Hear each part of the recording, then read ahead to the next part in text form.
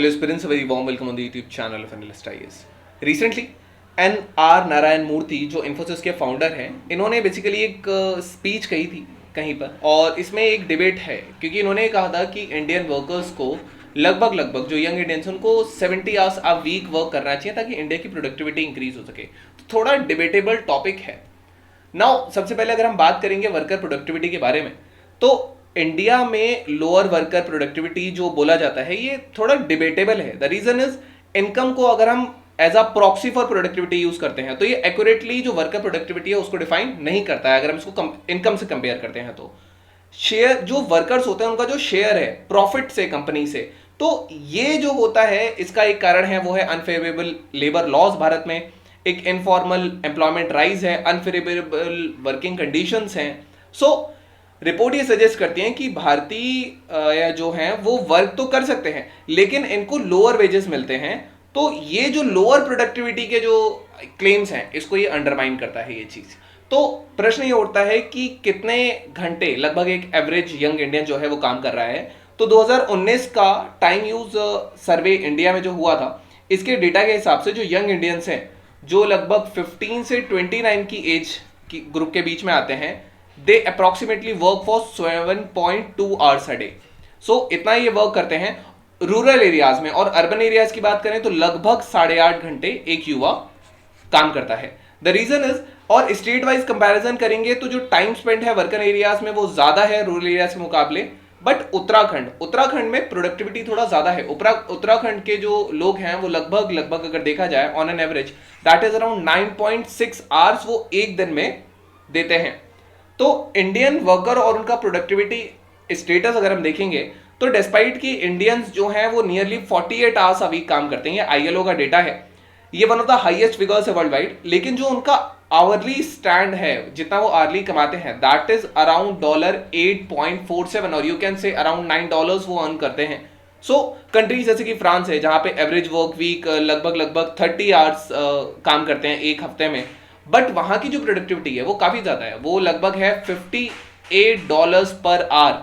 So this is the difference. Next thing is, अगर हम comparative analysis करेंगे भारत का, जापान का और जर्मनी का, तो अगर हम इंडिया की इकोनॉमी को जर्मनी जापान से रिलेट करते हैं तो बहुत फंडामेंटल डिफरेंसेस हैं, जैसे लेबर फोर्स में, टेक्नोलॉजिकल ट्रेजेक्ट्री में, सोशल और कल्चरल स्ट्रक्चर्स में।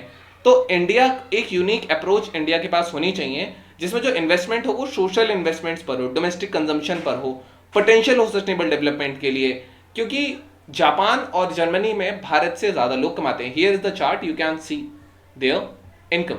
सो this is the comparison. Now the thing is that ये मैप दिखा रहा है कि भारत में कहां पे जो वर्कर्स हैं वो कितना टाइम देते हैं। तो उत्तराखंड में लगभग 9.6 आवर्स, उत्तर प्रदेश में 8.3 आवर्स, मध्य प्रदेश में around 7.7 hours. So on an average अगर देखा जाए तो अराउंड 7.2 आवर्स ये ऐसा कुछ निकल के आता है। So this is the case here in these states in the north east India, थोड़ा सा जो प्रोडक्टिविटी है वो कम है, एवरेज आवर्स है। So the thing is now link क्या है वर्कर प्रोडक्टिविटी में और इकोनॉमिक ग्रोथ में। इकोनॉमिक ग्रोथ भारत में अगर हम बात करेंगे तो इंडिया का जो जीडीपी है ये $200 बिलियन था अराउंड 1980, एंड इन 2015 अगर हम इसको कंपेयर करें तो वो $200 बिलियन से $2000 बिलियन की इकोनॉमी इंडिया की हो गई थी। तो लेकिन जो डिस्ट्रीब्यूशन है इनकम का अलग अलग इनकम ग्रुप्स के बीच में, इसमें बहुत ज्यादा डिस्पैरिटी है। एनालिसिस ये दिखाता है कि 1980 से लेके 2015 तक अगर हम मिडिल इनकम ग्रुप की बात करें तो ये लगभग 40% है, और इनका जो शेयर है वो पहले लगभग 48% था and now it is around 29%, which is a decline. अगर हम टॉप 10% इनकम ग्रुप की बात करें तो उनकी जो इनकम है वो 30% से 58% इंक्रीज कर गई है। प्रॉस्पेरिटी और इनकम इक्वालिटी की बात, और इसमें जो लो इनकम ग्रुप है वो जो लगभग 50% के स्टार्टा में आता है वो भी डिक्रीज हुआ है, और वो डिक्रीज हुआ है लगभग 23% से 14%। तो जो केवल टॉप इनकम ग्रुप्स हैं उनकी ही इसमें बड़ी है। द थिंग इज, प्रॉस्पेरिटी और इनकम इक्वालिटी की बात करेंगे तो स्पेशली जो बॉटम 50% इनकम ग्रुप्स हैं इनका जो है वो इंक्रीज हुआ 90% से 1980 से 2015 तक। इन कॉन्ट्रास्ट जो टॉप 10% है अगर हम इनकी बात करेंगे तो इनकी इनकम में जो इंक्रीज हुआ है वो है 435% का increase. So here is the difference, and there are some factors जो बेसिकली इनकम डिस्पैरिटीज में आते हैं। फैक्टर्स में जैसे कि हेरिडिटरी वेल्थ ट्रांसफर होता है जिसको पेट्रीमोनिकल कैपिटलिज्म भी कहा जाता है, एंड बेसिकली और भी इसमें और सारी चीजें होती हैं जो उनकी प्रोडक्टिविटी से रिलेटेड रहती हैं. सो गवर्नमेंट की ऐसी कौन सी स्कीम्स हैं जो प्रोडक्टिविटी इंक्रीज करने में हेल्प करती हैं? पहला है स्किल डेवलपमेंट इनिशिएटिव्स, जैसे कि प्रधानमंत्री कौशल विकास योजना, नेशनल स्किल्स क्वालिफिकेशन फ्रेमवर्क हो गया, रिकॉग्निशन ऑफ प्रायर लर्निंग हो गया, ये एक चीज है. देन डिजिटल इंडिया का इनिशिएटिव है, ये एफिशिएंसी बूस्ट करता है डिजिटलाइजेशन के लिए और ऑनलाइन सर्विसेज को इंक्रीज करता है, जैसे ब्यूरोक्रेसी है, प्रोडक्टिविटी इंक्रीज करेगा, करप्शन कम करेगा. मेक इन इंडिया प्रोग्राम है, ये इन्वेस्टमेंट देता है मैन्युफैक्चरिंग में ताकि इकोनॉमिक ग्रोथ हो सके, जॉब अपॉर्चुनिटीज क्रिएट हो सके और एक प्रोडक्टिविटी का एनवायरमेंट हो. स्टार्टअप इंडिया प्रोग्राम है, ये एंटरप्रेन्योरशिप बढ़ाता है. मुद्रा योजना है, जैसे कि आप जानते हैं. तो दीज आर द थिंग्स जो स्टार्टअप्स और स्मॉल बिजनेसेस पर फोकस करता है. इसके अलावा ease of doing business reforms भी हैं, जैसे सिंपल रेगुलेशंस हो, बिजनेस प्रोसेस स्ट्रीमलाइन हो जाए और ज्यादा ईजियर हो जाए बिजनेसेस को ताकि वो ऑपरेट कर पाए और प्रोडक्टिविटी इंक्रीज हो पाए.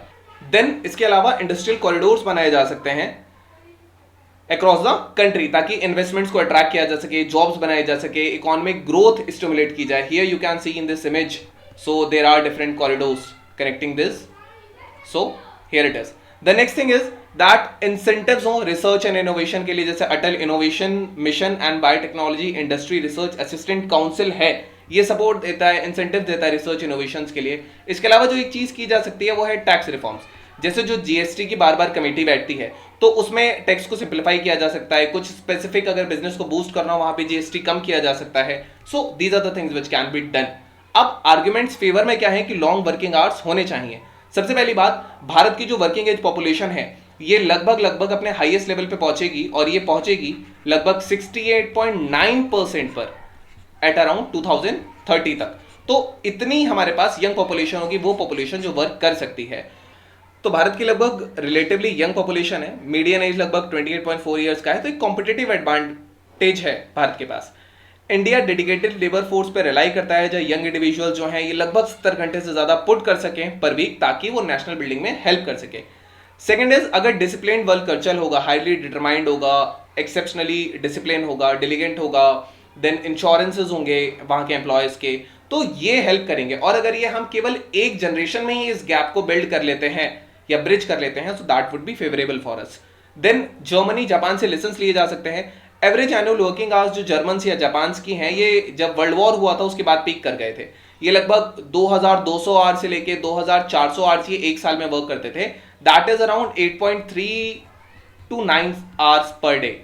तो यहां पे ये इतना इंक्रीज हुआ है और 5-day वर्क वीक होता है विदाउट हॉलीडेज.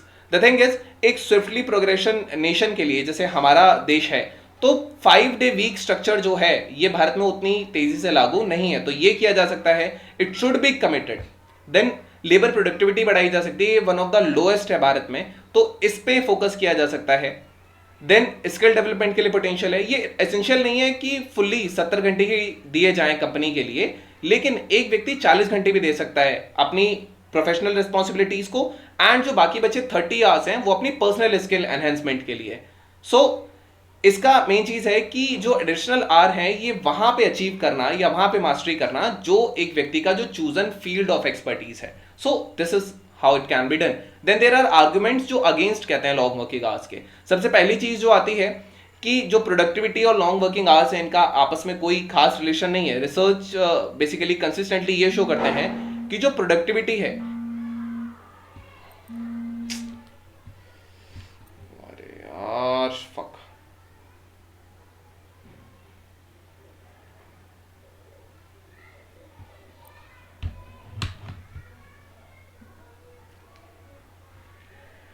जो उठे तो अब हम बात करते हैं आर्गुमेंट्स अगेंस्ट में कि वर्किंग आवर्स में क्या होना चाहिए. द थिंग इज कि जो डिक्लाइनिंग प्रोडक्टिविटी है इसका वर्किंग आवर्स से कुछ खास रिलेशन नहीं है. अगर हम रिसर्चेस की देखें तो ये दिखाते हैं कि जो प्रोडक्टिविटी है, एक व्यक्ति अगर 50 घंटे तक काम करता है तो उसकी प्रोडक्टिविटी कम हो जाती है. फर्दर अगर वो 55 आवर्स काम करता है तो उसकी प्रोडक्टिविटी और ज्यादा कम हो जाती है. तो और अगर एटलीस्ट एक दिन उसको फुल ऑफ ना मिले ईच वीक का, तो ये नेगेटिवली उसके आर्ली आउटपुट को अफेक्ट कर सकता है.